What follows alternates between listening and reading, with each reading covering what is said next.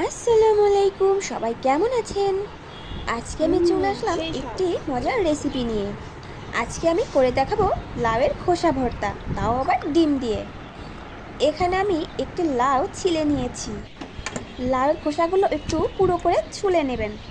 এখন আমি ধুয়ে প্রেসার কুকারে সিদ্ধ করতে দেব। আপনারা পুরো ভিডিওটি দেখতে থাকুন। দিয়ে দিলাম লবণ ও 1 চিমটি হলুদ।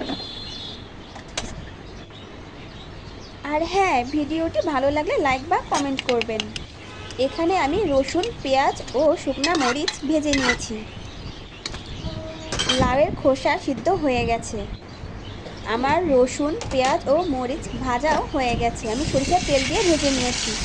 আমি লাউয়ের খোসা বেটে নিয়েছি, আপনারাও বেটে নেবেন। আমি যে কড়াইতে রসুন, পেঁয়াজ, মরিচ ভেজে নিয়েছি সেই কড়াইতেই আমি তেলের উপরে খোসা বাটাটা দিয়ে নিয়েছি। এখন আমি দিয়ে দিলাম লবণ ও 1 চিমটে হলুদ। আমি নেড়ে চেড়ে নামিয়ে নিলাম। এখন আমি সবগুলো খুব ভালোভাবে উপকরণগুলো মিশিয়ে নেব। এর জন্য প্রথমে আমি মরিচ, পেঁয়াজ, রসুনের মিশ্রণটি তৈরি করে নিলাম। এখন ডিম ও লাউয়ের খোসা বাটা আমি মেখে নিচ্ছি।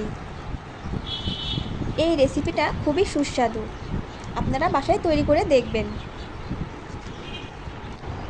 আমি সেদ্ধ করার সময় লবণ দিয়ে নিয়েছিলাম, তাই এখন আর লবণ দিলাম না। আমার রেসিপি তৈরি হয়ে গেছে। দেখুন কতটা লোভনীয় হয়েছে, খেতে মাশাআল্লাহ।